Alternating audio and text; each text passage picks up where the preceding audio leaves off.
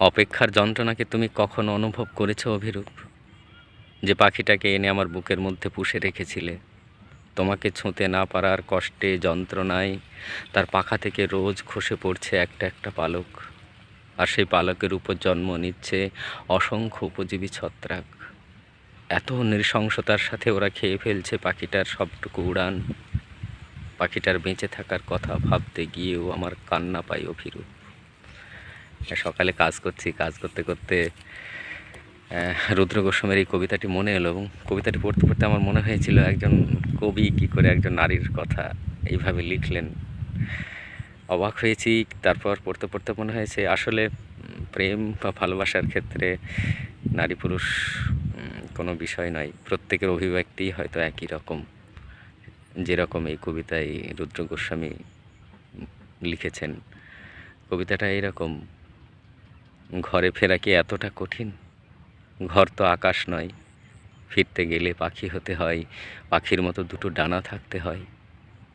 পায়ে হেঁটে এত দূরেও যাওয়া যায় অভিরূপ, যেখান থেকে ফিরতে গেলে আকাশ পেরুতে হয়। শূন্য অপেক্ষায়ও একটা খাঁ নক্ষত্রের তাপ থাকে অভিরূপ। তুমি কখনো বুঝবে না অপেক্ষার শূন্যতা একটা মানুষকে যে কী ভীষণ নিঃস্ব করে দিতে পারে।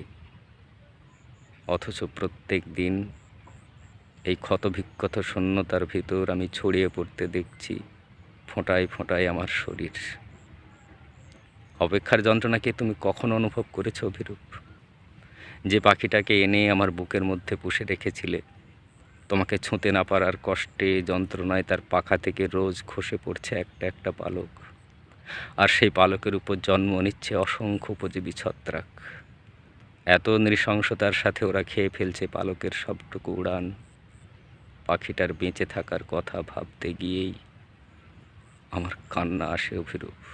যে চোখে জলের ফোঁটা দেখলে স্বর্ণ মুদ্রা বলে রুমালে কুড়িয়ে নিতে, সে চোখের এ প্রান্ত থেকে ও প্রান্ত এখন অশ্বমেধের ঘোড়ার মতো দাপিয়ে বেড়ায় 13টা নদী।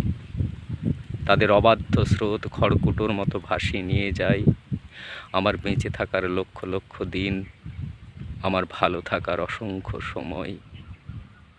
সাধারণ মেয়েদের কোনো পুনর্জন্ম থাকে না। অপেক্ষার জীবাশ্ম বয়ে বয়ে যে ভালোবাসা আজ আমার রক্ত প্রবাল, আমি তাকে কিছুতেই মৃত্যুর হাতে তুলে দেব না অভিরূপ।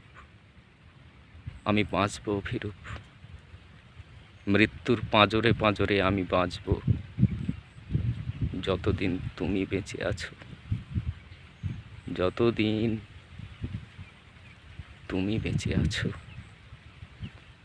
রুদ্র গোস্বামীর অভিরূপ তোমাকে। ভালো থাকবেন সবাই, আর কবিতায় থাকবেন।